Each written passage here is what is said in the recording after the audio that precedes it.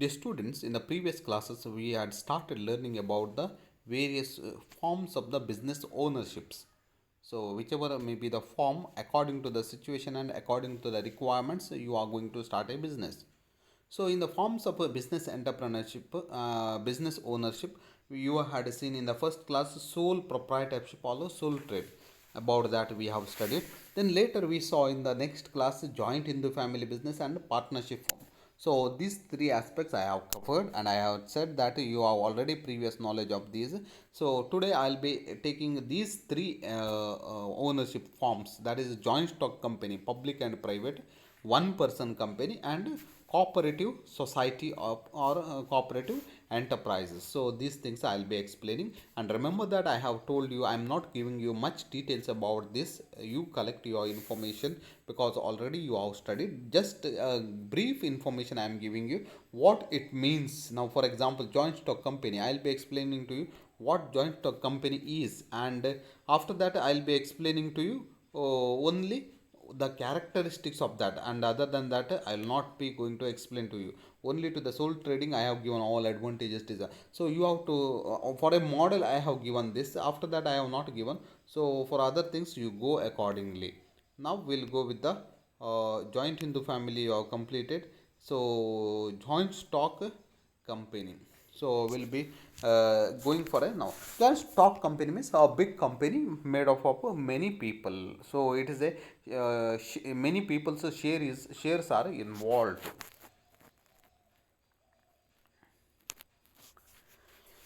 What is joint stock company? According to H.L. Haney, a joint stock company is a voluntary association of individuals for profits having a capital divided into transferable shares, the ownership of which is the condition of uh, ownership. So what happens is here, you are owning a company because of your purchase of shares. So it is on the form of shares which are transferable. Now you have shares. Tomorrow you can leave or quit from that business, giving out your selling your shares to somebody. So that way, join. It is of a organization of many people.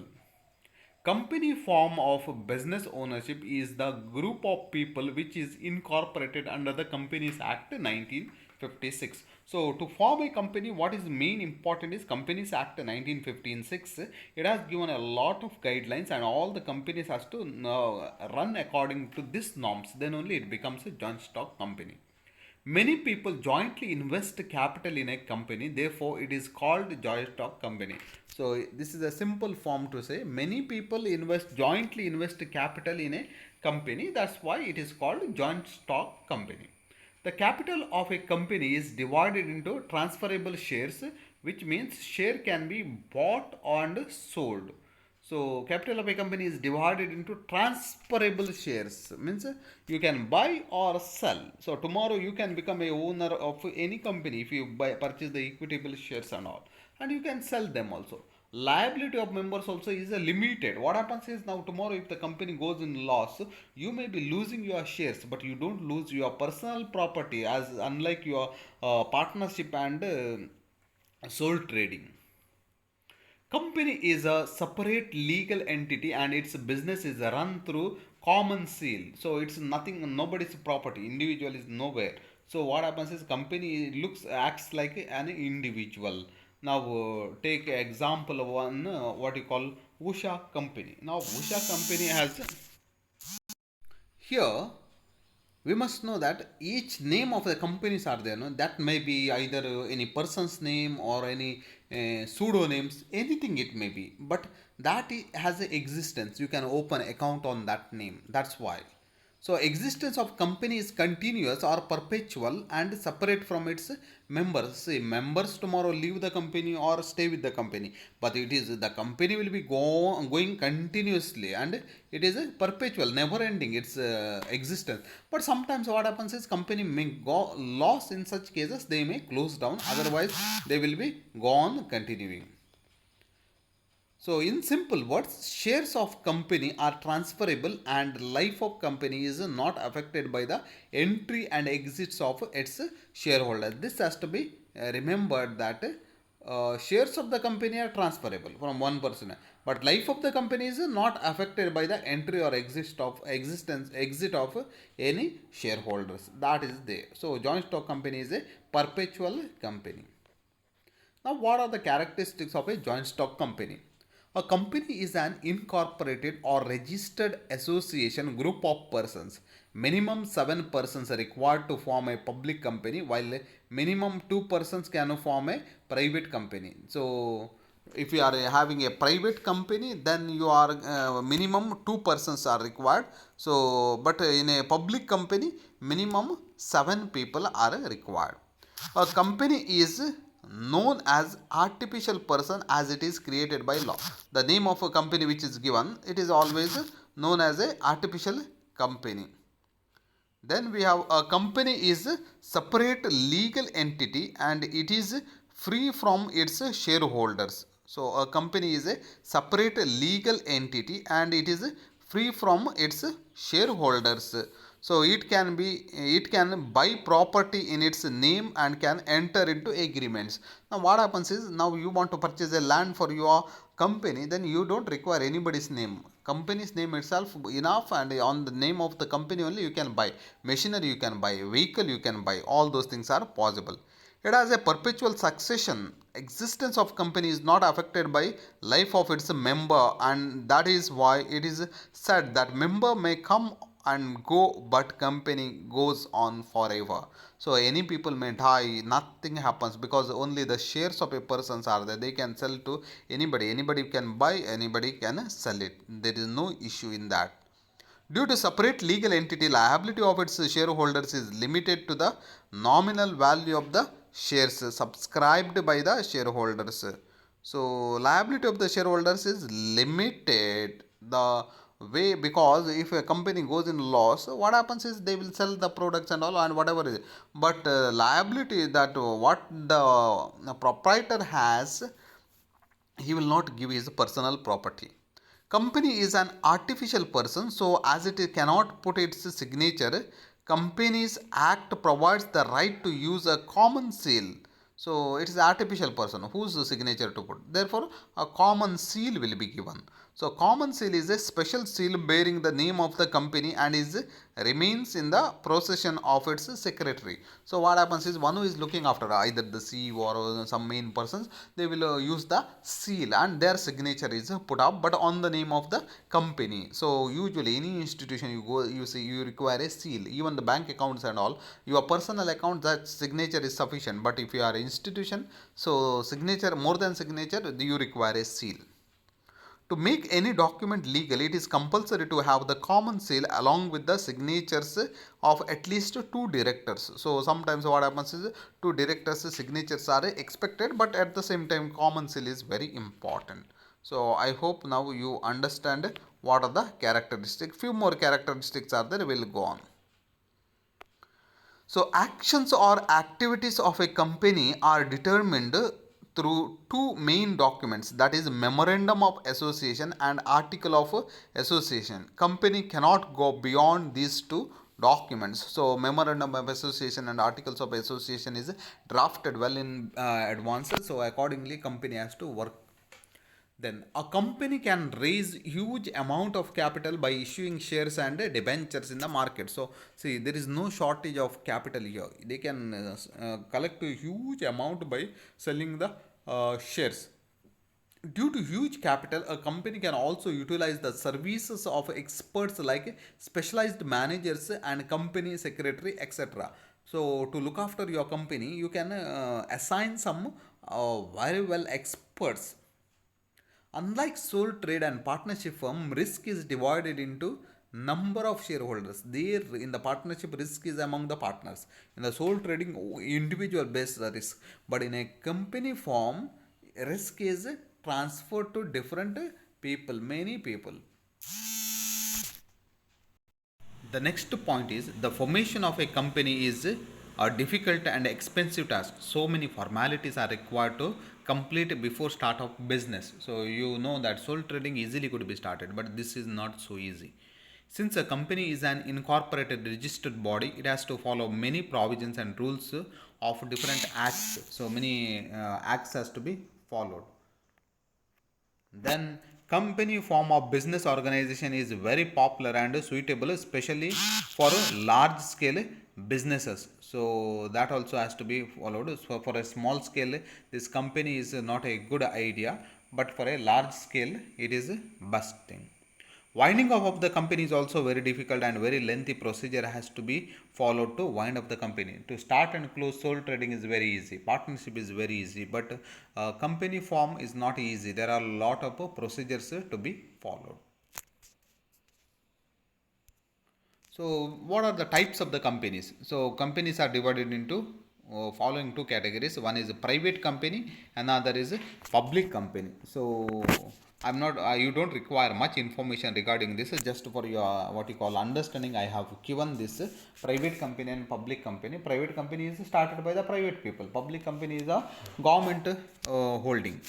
So, according to Section 3, 1, subsection Article 3 of the Companies Act 1956, a private company means a company which, through its article of association, restricts its members to transfer its shares, puts a limit on number of members, that is minimum 2 and maximum 50, restricts public to subscribe its shares and debentures.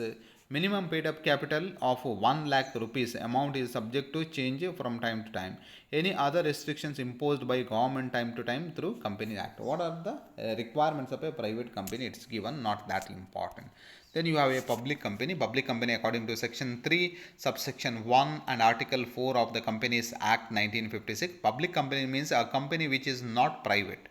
So it means a company which does not restrict its members to transfer its shares, does not put limit on minimum number of its members, invites public to subscribe its shares and debentures. Minimum paid up capital of 5 lakhs rupees. Amount of capital is subject to change from time to time. Any other restrictions imposed by government time to time through the Companies Act. This is a public company. So companies itself also there are a private company and a public company. This distinction and differentiation you should be aware. So next is one person company. So public joint stock company. I hope you have understood. If you go through the this one characteristics, you will be well versed with that. What is one person company? The concept of one person company is provided in the provisions of New Company Act 2013. So till then this was not there. So from 2013 there is a concept called one person company. This form of a business ownership provides the benefits of company form of business to an individual also. So an individual itself can be a company form. So one person company is a company in which an individual holds the whole of the share capital with other members. So every shares are held by one person itself. So as per provision section 2 of 62 of the Companies Act 2013, one person company means a company which has only one person as a member. Means it is a format of everything is company. It is not sole trading because here the format is used of the company. So one person company can be formed by only a natural person who is an Indian citizen and a resident of India. Anybody cannot start a natural person. So on the name of person he can begin and shares a format. All what happens is in the sole trading the format is different. Here the format is of the joint stock company, but the shareholder is only one. So characteristics of a one person company. One person company is an incorporated entity and it may be registered with one person. So it is a registration is by one person and incorporated with the entity as a company.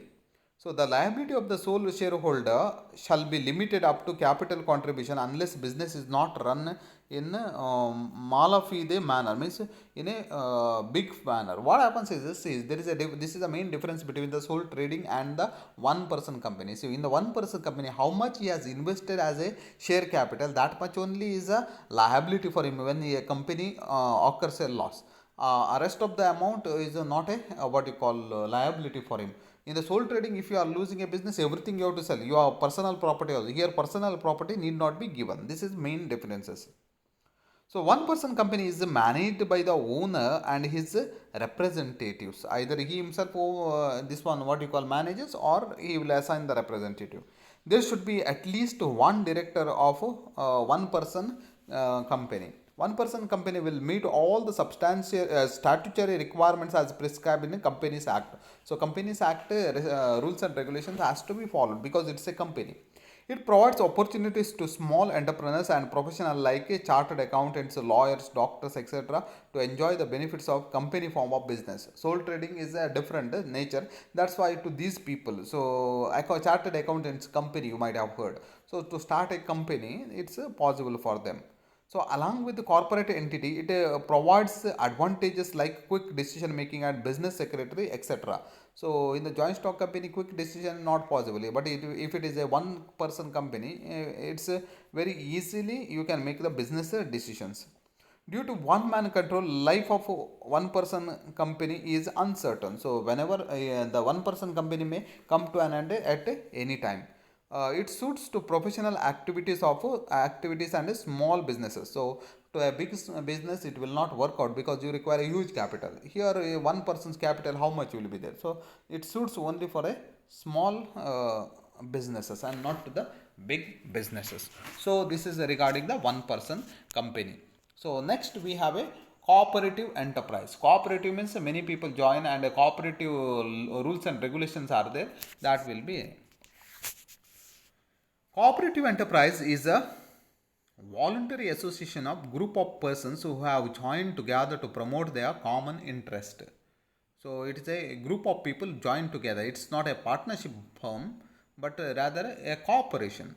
The basic difference between cooperative enterprise and other forms of business is that, along with the business principles, it follows the principle of serving members of the enterprise. This is what the main difference is. See why it is not partnership, why it is not a joint stock, because these members have joined. Yes, they have to run a business, at the same time their interest is serving the members of the society. That is there. You see now cooperative bank is there. In the cooperative banks, yes, they will get some profit in the form of what you call returns to the their shares. But at the same time, what happens is shares are returned in the this one what you call, they are getting a dividend on the shares. But at the same time, their concern is not getting a dividend or making a profit, rather a healthy society. Cooperative enterprise is formed and registered under the Cooperative Societies Act 1912 or under the Concerned State Cooperative Societies Acts. So, for starting a Cooperative Societies Act and for a guidance, there are various what you call cooperative activities are given, norms are given, that has to be followed. It works under the motto one for all and all for one. One for all for one means a service motto. Examples of this form of business ownership are agriculture cooperatives. So many agriculture cooperative, agriculture this one what you call farmers join together and have their own society, or marketing cooperatives and consumer cooperatives. All those things, various cooperative enterprises are there. So, what are the features of cooperative enterprises? It is a voluntary association of persons belonging to homogeneous group. Means a same kind of the people will join together, and it is a voluntary, not forced. Second one is membership of cooperative enterprise is open to all and there is no limitation on the number of members. So membership of cooperative enterprise is open to all. Anybody can come and join, but there is no limitation on the number of members. So only this many are should be there, only that many should be there. That limitation is not there. Any number is possible. It works for the common interest of all the members of the cooperative enterprise. If a particular person is not a farmer and doesn't have any interest in the farming activities, then it doesn't match there. If a cooperative bank is created and the member who is joining has no interest in banking and doesn't have any knowledge, then doesn't fit here. So it should be a common interest, and his interest should match with the common interest. The prime motive of cooperative firm is service of the members. It is not that profit, as I was said in the beginning itself. Service is the main motive. Members of the cooperative contribute capital in the form of shares. So that I have said, it is a like joint stock company itself that they will contribute in the form of shares. It is a separate legal entity and has a perpetual life and is not affected by the entry and exit of members. It is a separate legal entity and has a perpetual life. It will not close down. Any cooperative society started, it will continue. So even any member may come and some may go, so others may join that way. Cooperative firm's profit is distributed among its members in the form of dividend, as I already said. So on the basis of their shares, dividend is given to them. Members of the cooperative perform the managerial task in a democratic manner. So the management is a democratic manner. So nobody is a it's not one owner. So everybody has a right to become the presidents. So that's why elections and all are there. Liability of its members is limited to the capital contribution. So if a loss takes place, what they have to pay is what they have invested, that they may lose. But their personal property they may not lose. Most of the finance is contributed by state or central government to cooperative enterprises. So finance is contributed by state or central government. So there is assistance to the cooperative societies. Cooperative enterprise gets exemption from tax on their earnings. So this is what benefit because why there is a tax exemption, because they are running for the mainly for the services take. So these are the main what you call features of cooperative enterprise. And here I will be closing. So we have completed with the forms of the business. Once again, before closing, I'll give you a list of the forms of the business. That is sole proprietorship or sole trade, joint Hindu family business, partnership firm, joint stock company, one person company, cooperative society or a enterprise. So in these forms you can start a business, any kind of a form maybe. So it all depends on the situation and the volume of the business, whether it is a small scale or a large scale. Depends on the business, depends on the situation, and depends on the financial situation. All those things, so these kinds of the forms could be started. And if you look at the outer world, so businesses look everything is same, but the ownership, if you go in search, there are various styles and one of these will be there. So I hope you have understood the various forms of the businesses and make a deeper study, because these are the very important aspects to the commerce students, because you are dealing with the business aspects. So in the business aspects, what all types of the forms of the ownership could be have, what all types of the businesses could be started. So these are the basic things you should be aware. So here for today I'll